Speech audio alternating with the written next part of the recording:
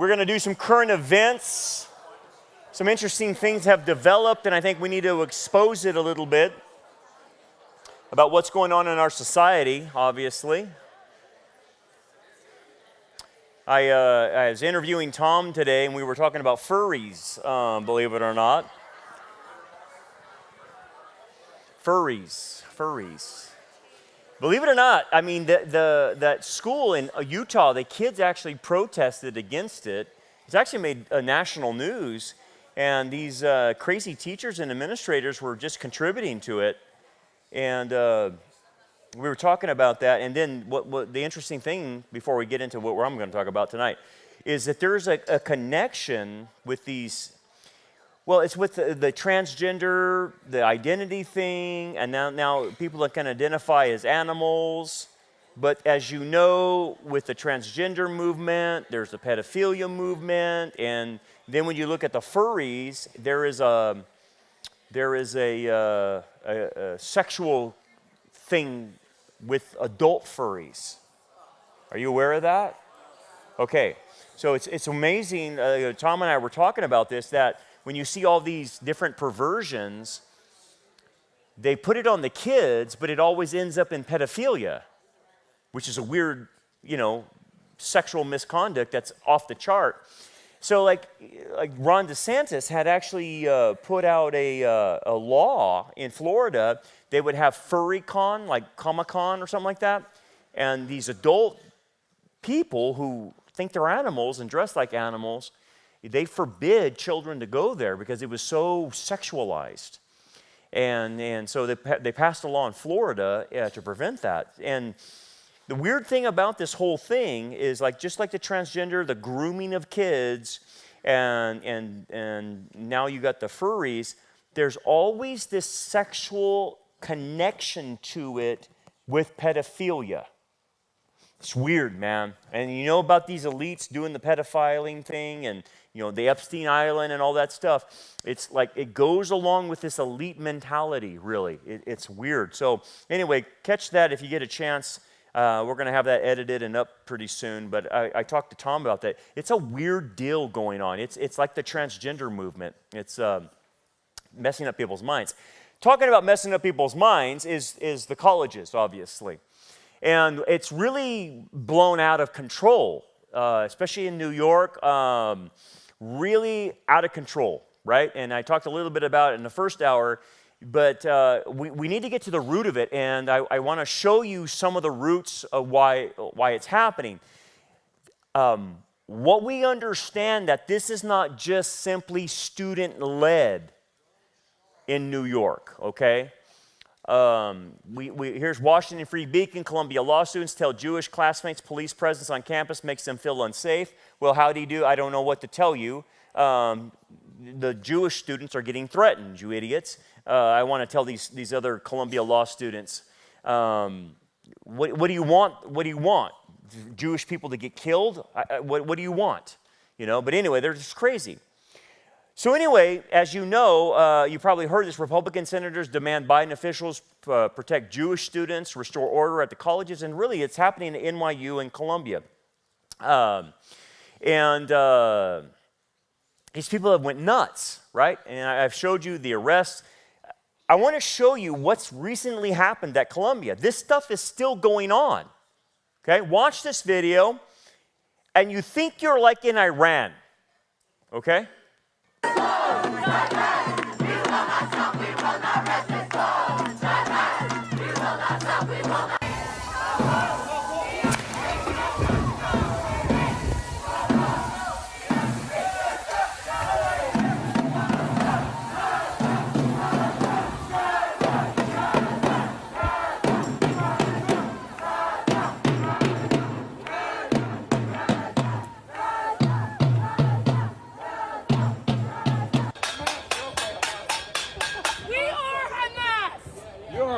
Wow, that's a good one.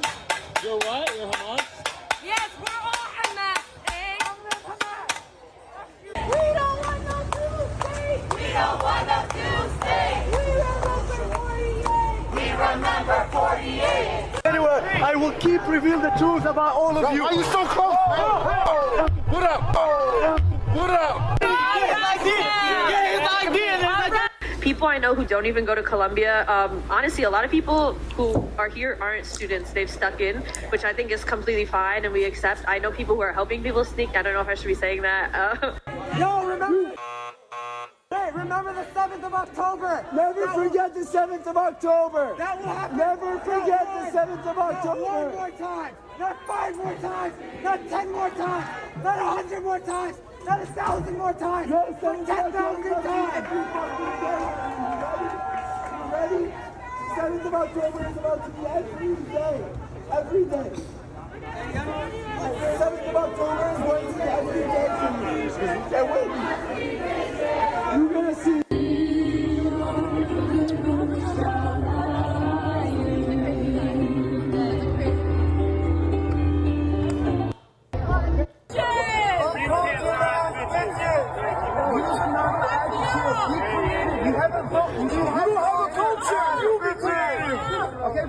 All you do is colonize. That's it. Who's here first? We were here first. Let's go.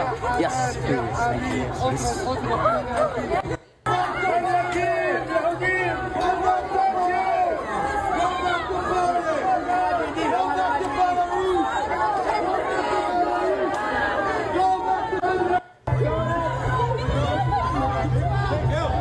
Make sure Johnny and Dave are good.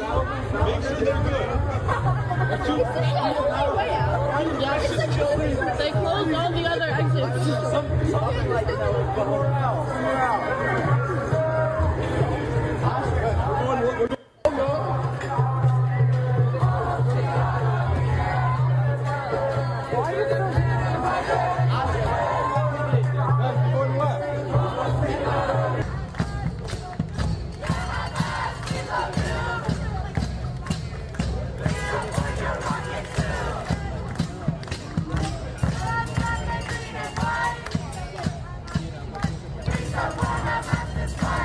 Okay, so that goes on and on and on.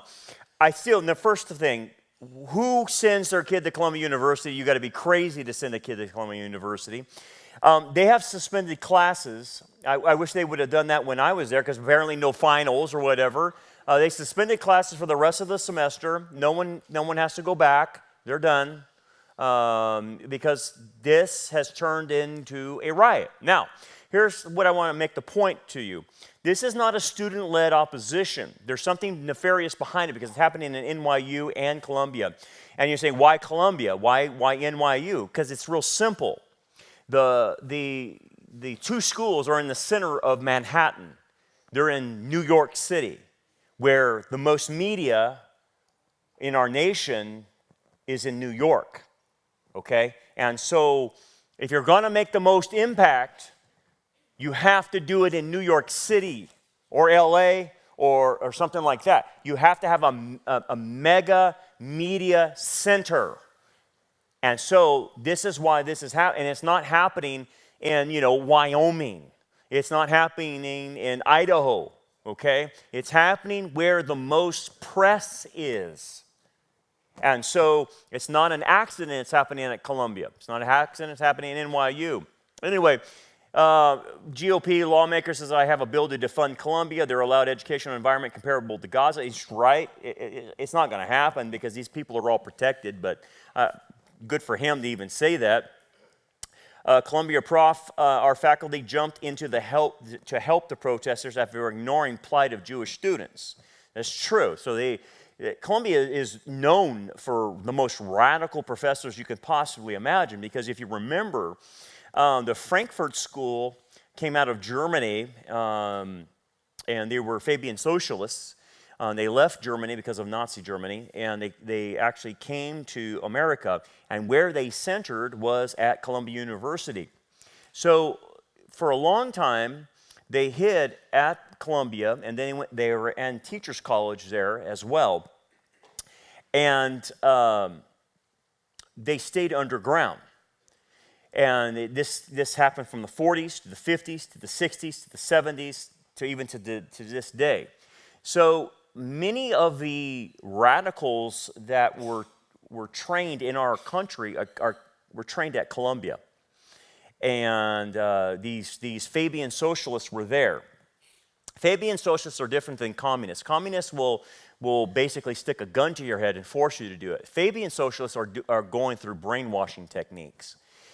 And some of the brainwashing techniques is being obviously what you see all through culture. So wokeism and political correctness. I remember my first year at Columbia, they sat us down in a class, and we sat in a circle, and they're going to teach us how to be politically correct.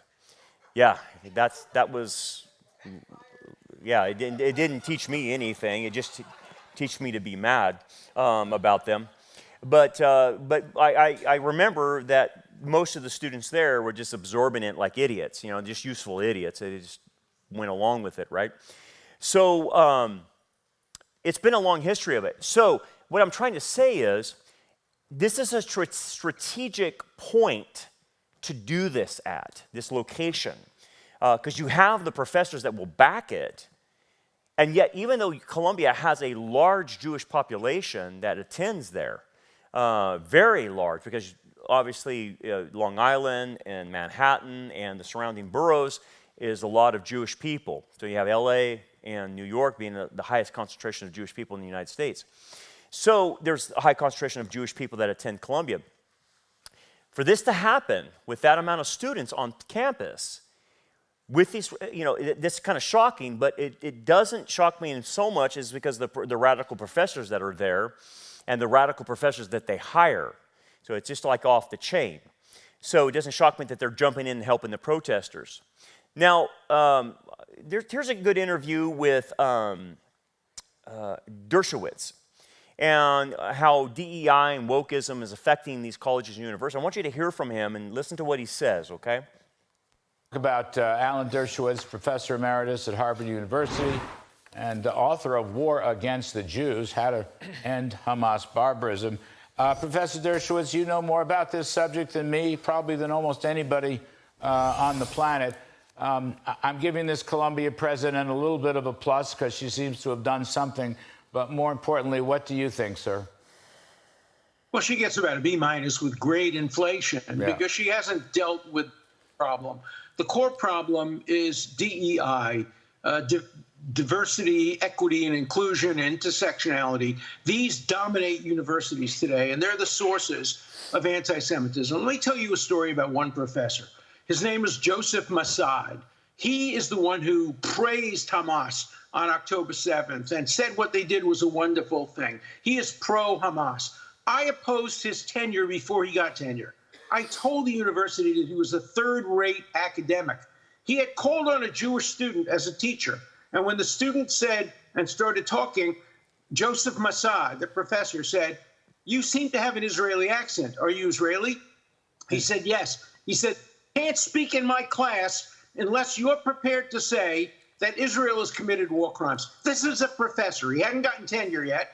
And Columbia University gave him tenure, not this is being anti-Israel, but precisely because of it. They wanted anti-Israel professors on the faculty because they were getting funding from anti-Israel countries. This is a much deeper problem. This goes back years and years and years. And until and unless universities like Harvard and Columbia get rid of, uproot, completely from top to bottom, the DEI bureaucracy and the intersectionality bureaucracy, this will continue, and it will destroy every major university in America and turn American universities into the same third-rate institutions that Professor Joseph Massad is as a third-rate scholar. So, boy, does she have work to be done, and some of it's going to be difficult because her faculty won't support her, many of her students won't support her. The problem is a lot deeper than what we see on television today. What we see on television today is the tip of the iceberg. But don't call these people pro-Palestinian. They are anti-Palestinian. They're pro-Hamas. Hamas has been destroying the Palestinian cause. They hang gays. They murder dissidents. They They discriminate against women. They cause the death of all these people by using human shields. So these pro-Hamas people are not pro-Palestinian. They're anti-Jewish, they're anti-Palestinian, and they're anti-decency. Professor Dershowitz, am I completely wrong? I look at this and I say to myself, you've got these college presidents in big-time schools. You've got the boards of directors who are really running the show. They are afraid to label these anti-Semitic statements as hate crimes. Just say they're a hate crime. I mean, am I wrong about that? No, you're 100% right. A friend of mine who was the president of a major college said to me, the one criteria that doesn't exist for being the president of a university or a member of the board is courage. These folks have no courage, no guts. They want everybody to love them, and they can't do that. This is a time for making hard decisions, and universities are not good at making those kinds of decisions. So what we're going to see today and tomorrow is universities being responsive to Congresswoman Stefanik, who's done a great job in exposing this, and they'll do one or two things. But the deep problem of continuing to have a bureaucracy which is against equality in favor of equity, which is the opposite of equality. You judge people based on their ethnicity and based on their race and religion. They won't do anything to dismantle the real problems here and to stop hiring people because of their hatred of Israel or even the numbers of students. When I was teaching at Harvard 10 years ago, Harvard Jewish students were 23% of the student body. Today, they're 9%, less than they were when they had quotas, anti-Jewish quotas. So the DEI bureaucracy is anti-Semitic, not only in effect, but in intent. And until it's gotten rid of, we're going to see this problem get worse and worse and worse. And no president is prepared to take on this bureaucracy. I spoke at Cardozo Law School, Yeshiva University Law School, and I spoke against DEI. And the dean of the law school said, we're doubling down. Everybody has to support DEI. DEI is part of what Cardozo Law School is about. She is part of the problem, not part of the solution. And many of these administrators are the cause of the problem. And today just demonstrates what's going to happen to American universities. Jewish students today are not safe at many American universities. Well put, sir. Yeah. Well put, Professor Alan Dershowitz. We appreciate it. So he's right. They're not safe. And one of the things is the universities have been piping in people from the Middle East to go there. And like I think I mentioned before, they pay full tuition and they get grants and money from the Middle East as well. So a lot of these colleges and universities have piping in these types of students that hate Israel, that are Muslim, and this is not shocking what you see when you have this. The problem then is this is going somewhere. No one's going to be able to reform this. You understand? Columbia's gone. Harvard's gone. Stanford's gone. They're gone. UCLA is gone. They're completely anti-Semitic. UCLA had a thing where they had a piñata of Netanyahu and beating it to death. I'm not going to send my kid to UCLA. I have to be crazy to send my kid to UCLA. When the administration and the principals will not put this down. They're just letting it happen.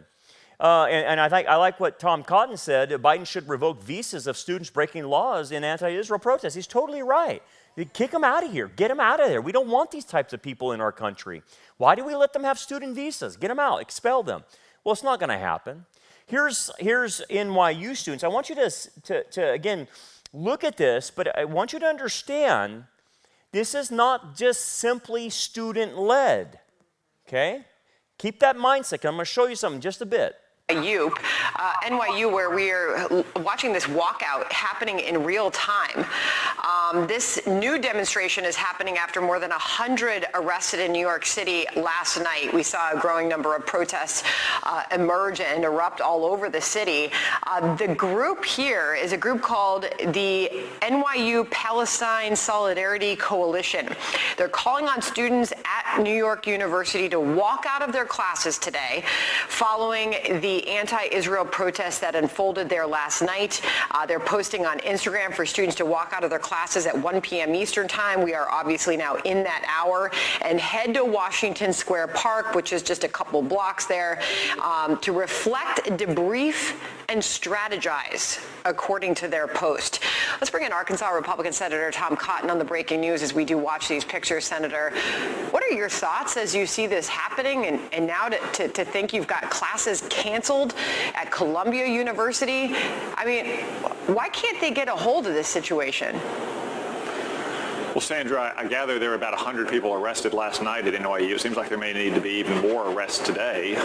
These university presidents need to ask the mayor and the chief of police in New York to send in New York City's finest to arrest anyone who's breaking the law, who's squatting on private property when they've been told to disperse, who's harassing or intimidating Jewish students in a nascent pogrom, and demand that students actually do what they're supposed to do on campus, which is go to school. And by the way, any of these students who are foreigners here on visas should immediately have their visas revoked by the Biden administration and be promptly deported. They have no right to be here. They certainly have no right to be here spewing anti-Semitic and anti-Israel filth.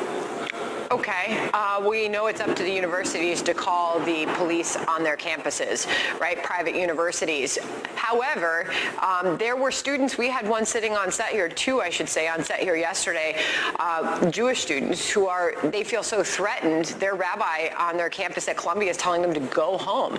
They see the only solution to bring in the National Guard. Do you think that's needed? Well, Sandra, first off, it's not the university's prerogative whether or not the NYPD come onto their campus. It would certainly be welcome if the university presidents and their police forces would cooperate with the NYPD. But New York City has an obligation to enforce the law and to protect innocent civilians like those Jewish students. If there's a crime being committed in a private home, the police have every right to go into the home to stop the imminent crime from being committed. So they certainly have every right as well. And yes, I do agree that if Eric Adams won't send the NYPD to protect these Jewish students, if Kathy Hochul won't send the National Guard, Joe Biden has a duty to protect these Jewish students from what is a nascent pogrom on these campuses. These are scenes like you've seen out of the 1930s in Germany. They should never be witnessed or tolerated here in America in 2024. Well, the group that we are seeing organize the current walkout that's on your screen here, and for our viewers to know, Washington Square Park, New York University, this group that's organizing this is demanding, quote, to end all war profiteering and investment in genocide, a complete academic boycott of Israel, it reads. The removal of NYPD on campus and that NYU must protect free speech on campus and provide full amnesty to all students and faculty, penalized for their pro-Palestinian activism. So let me ask you this, who's behind this? Well, Sandra, that's a very good question. It's something the Department of Justice should look into. He didn't say, but we do know who's behind it. We do know who's behind it. Like I told you, it's not student-led. So Caroline Glick exposed this just recently this week of who's behind it. And you'll be a little shocked about who's behind all of this. She interviewed Vahid Besti. He's an Iranian, and they discussed how the Iranian Revolutionary Guard Corps was behind the April 15th traffic stoppages, the port closures, the bridge blockers throughout the Western world, and is behind a lot of this student stuff that's going on here. So, like I told you, it's not an accident. It's happening in New York and happening at high-profile schools and is being instigated by the Iranian Revolutionary Guard Corps. Not students. The students are just useful idiots, right? They don't even, they're stupid. They don't even know what's going on. They don't even know the history. So somebody's behind this, and we now find out it's Iran. It's the Persians that are behind this. And they're doing their propaganda through all of this and through Western society, whether it's London, whether it's New York, or wherever. They're actually the ones pushing this propaganda and have the money to back this. Now, it's not just Iran, it's a few more others. So I want you to listen just a little bit to Caroline Glick interview this guy, just for a moment, and then I want to go to the other source of what's causing this. But first I want to talk, because I think it's a key issue that really hasn't been discussed that much, which is your revelation. So I just want to read from your quote, from your tweet. You presented this document, and hopefully my producers are going to be able to put it up. It's in Farsi, so it's all Greek to me, but It said you wrote top secret letter by the Deputy Commander-in-Chief and head of the IRGC's intelligence organization addressed to the Deputy Cultural and Psychological War Operations of the IRGC, titled Supporting and Encouraging Palestinian Movements Towards the Political Isolation of the Zionist Regime, in which the global movement on the 15th of April is the contents of the letter. The IRGC is very clearly organizing and promoting these actions aimed at destroying our modern society, all while our politicians continue to appease them, placing our value of stability and public order under great jeopardy. When I have said from day one that the October 7th brutal massacre by Hamas received its order from Tehran, this is what I mean. When I have said from day one that the IRGC are behind the weekly protests in all major cities around the world under the pretext of supporting the Palestinians, this is exactly what I mean. The IRGC's infiltration within our societies is something that I have repeatedly warned the West about, and it is about time that we act and designate them as a terrorist group. So before we go into the designation and the West's refusal to designate, most of the West, I think the United States designated the IRGC as a terror group under Trump, but can you talk a little bit about, the April 15th riots were massive and they were worldwide. And so you're saying that there's this document here of the IRGC that's actually directing them, that it's their brainchild. Can you talk a little bit about that? April 15 is just a drop of this ocean, which we've been exposing for years.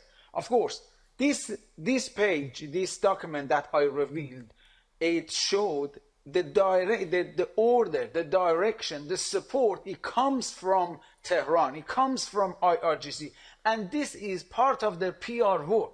Iranian regime are expert in PR war, in infiltrating in our society and destroy it from within.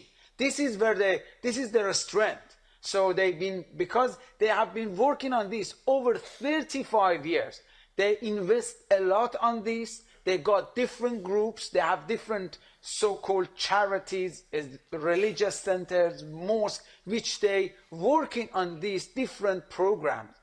When the October the 7th occurred, about few days after that, I was constantly in all my interviews was saying, follow the money, see where the money comes from in order to organize this big demonstration, especially in London and different cities of Europe. It's got to that point, and I was repeating that, just this one sentence. I was repeating this, I'm inviting our intelligence to follow the money, because this is not our job. It might be 200 links, maybe 100 links to get to the core of the money, to see where the money comes from. It's got to that point, which is the supreme leader of the Iranian regime, Ali Khamenei, in one of his speech, it was 6 weeks after October the 7th, he couldn't tolerate it anymore. He said, an idiot in London constantly accusing us for holding this demonstration in London and in different cities of Europe. Maybe is the branch of IRGC in London or Paris organizing this. This is what he exactly said, and Times, the newspaper of Times, quote him, after that. So I know this regime, I know their tactics, I know their principle, I know their strategy, I know how it works, I know their ins and outs. April 15th is not riot, is not calling for demonstration, is calling for war, is declaration of war against all our values in West. They're calling it themselves, not us, economical blockage. So what does that mean to us? And in this letter, they emphasizing we have to give the support, as much as support we can, to organize this event, this riot, in order to isolate the Zionist regime in Israel, because our PR war is being really effective. What do they mean? But our PR war and our psychological war was very effective. That means the propaganda machine is being really effective. So look what they done. They turned the terrorist group who they committed the 7 October of massacre, this bunch of savages, this bunch of terrorists and rapists, into the victim. So that's what do they mean when they say our work and our psychological work. So you can watch the rest of the interview on YouTube with him, but he goes on and says, look, if the West doesn't wake up, this is what they're doing. They are doing through propaganda. They're using organizations in America and in the West to isolate Jewish people. That's what's happening on Columbia. That's what's happening on all these college campuses. The Iranian regime is the one doing this and funding this. Then the Washington Free Beacon comes out and says left-wing dark money behemoth behind bail fund for Free Palestine bridge blockers. Okay? This is what the article says. So it's not just this guy with Caroline Glick, it's the Washington Free Beacon saying this. Scores of Free Palestine protesters across the United States took to the streets Monday to block major airports, highways, and bridges. Those who are arrested will receive bail money and legal support from a left-wing dark money behemoth funded by guess who? But I thought George Soros was Jewish. Huh. The protests, which took place in dozens of U.S. cities, including San Francisco, Chicago, New York, Philadelphia, were organized by A15 Action. Okay, I looked them up on the internet. They do exist. A newly formed group that worked to coordinate a multi-city economic blockage on April 15th in solidarity with Palestine. George Soros funded. The group's website directs users to bail and legal defense fund hosted through Act Blue, the Democratic Party's online fundraising juggernaut. The Democrats.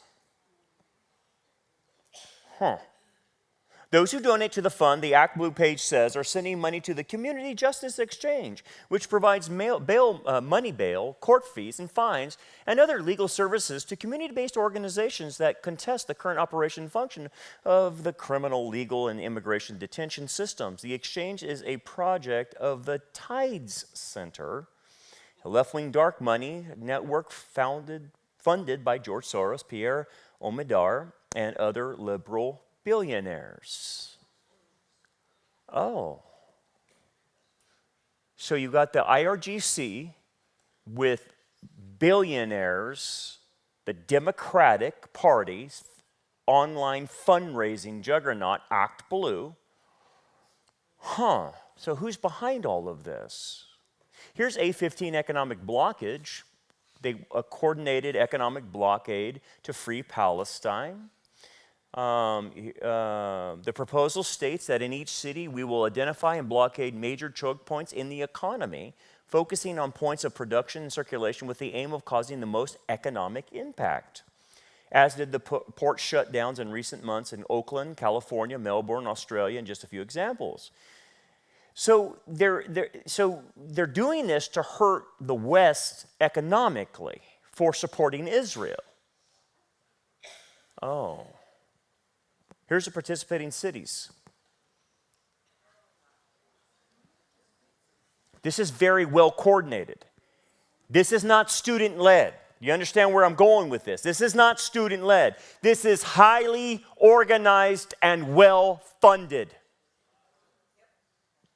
Okay? So these are not some crazy kids at Columbia getting out of control.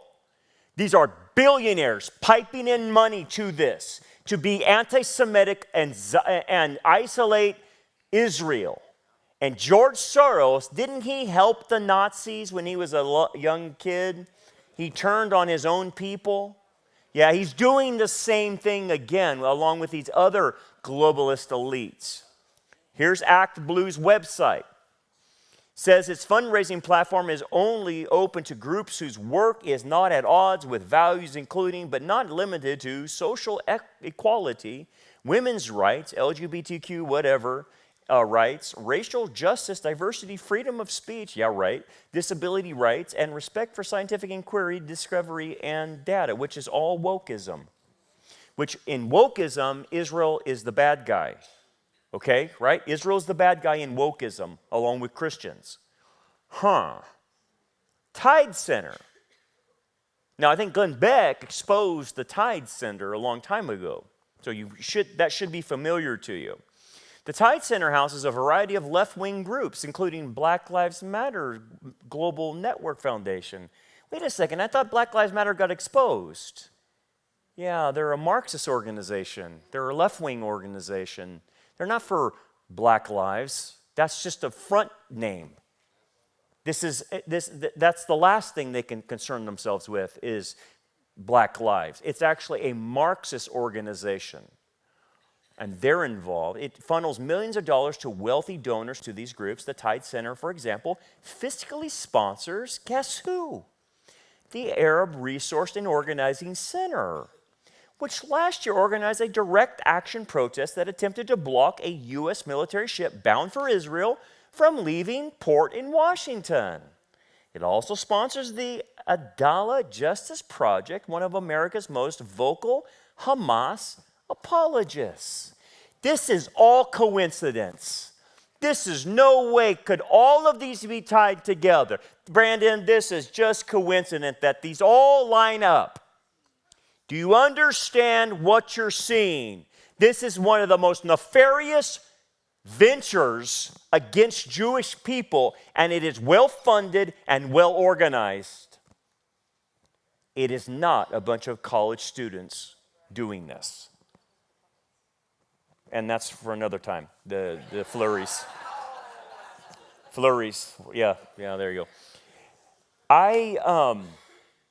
So you can listen to that whole interview that Caroline Glick has with him, and it just keeps exposing more and more about Iran.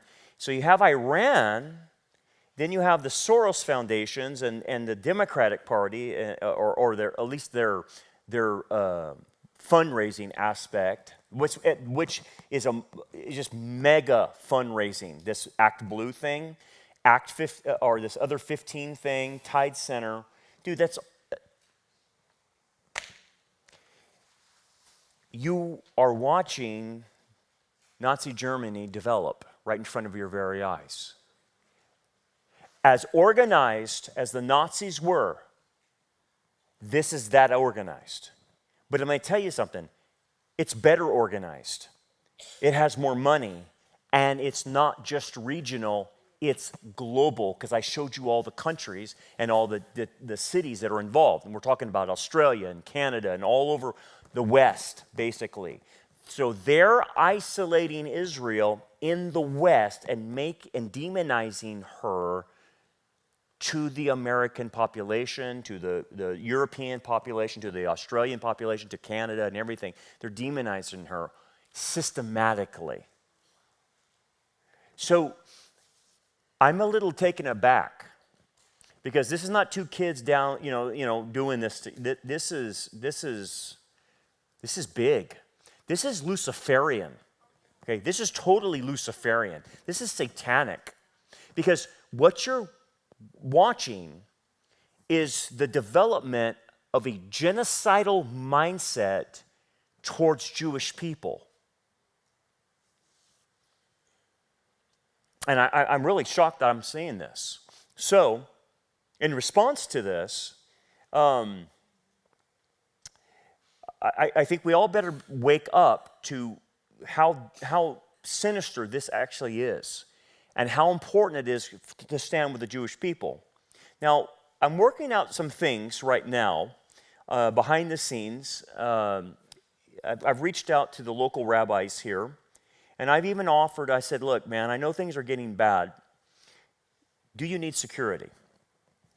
And the one rabbi that responded, he goes, yes, I want to meet with you, and I want to talk about that. I said, because we can provide security for you. I've reached out to the rabbis here in town, and usually I don't get any reaction, and I understand why, but this one rabbi reached back, and he says, we do. And I'm like, okay, I'll go, well, let's meet, and I said, we'll talk about your security needs and see what I can do as far as our church is helping you. That's the first time anyone's ever expressed that. I told Olivier Melnick, who's coming to Israel with me in another month, I said, he actually responded and wants security. And he goes, that's big, Brandon. For him to say that they want help, means that they're under some type of duress currently right now. And I said, well, Olivier, that's in Bakersfield. We're not in LA or New York. That's here. And he goes, yeah. I said, Olivier, what you said is coming I think it's here already. I think it's here. And like I've told you before, what we're working with Olivier is to create a mechanism within remnant churches that can help protect Jewish people. So behind the scenes, we're working. I've told you this before. It's still there. We're working on it, and we Olivier is behind a lot of that. It's not public. It's not public, but we are one of the supporting churches that if that ever time goes down, we're going to act.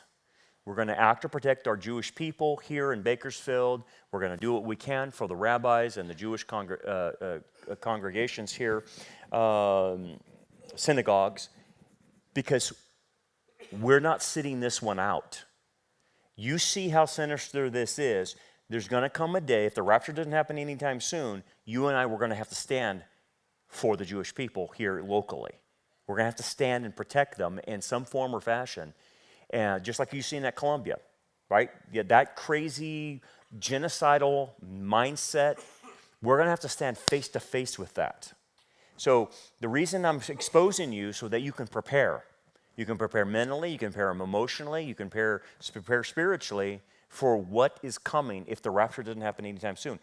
This whole anti-Semitism, you already know it's part of God's plan. He's not causing it, but he's allowing it, right? Because why? It's the same reason, like I told you on Sunday, what he's doing to Jacob. He isolated Jacob, didn't he? And then he wrestled with him. God is allowing this isolation to happen to Israel for a reason. Now, again, we're going to help Israel in the nation. We're doing all kinds of things behind the scenes, and I'll tell you more about that later on. But I want you to know that we are going to stand with the Jewish people. We're going to help them, and we need that help from you on a personal level. We need you to be able to stand for Israel. We need you to be able to say, I'm going to support them, because at some point we're going to ask you to protect them physically. Okay? That's where it's going if the rapture doesn't happen anytime soon. So I want you to prepare for that. And I know probably everyone in this room would have no problem doing that, saying, sign me up, I'm there. But I need to prepare you, because what I just showed you right now is sinister, absolutely sinister. All right. I got to get you out of here. So with that in mind, I'll keep you updated on Israel and what's going on there and how to help. But let's end in a word of prayer. Father, thank you, Lord, for all that you're doing in our lives. We don't want to be misprioritized with you. We want you to be the priority of our lives, obviously, Father. And in doing so, that means to be obedient to you in all ways, even in protecting Israel, even in supporting your Jewish people, because we know you have a plan and a purpose. So, Father, give us courage, give us the guts and the steel in our soul to be able to stand in the face of evil that we're seeing in this world, Father. We pray now in Jesus' name, amen.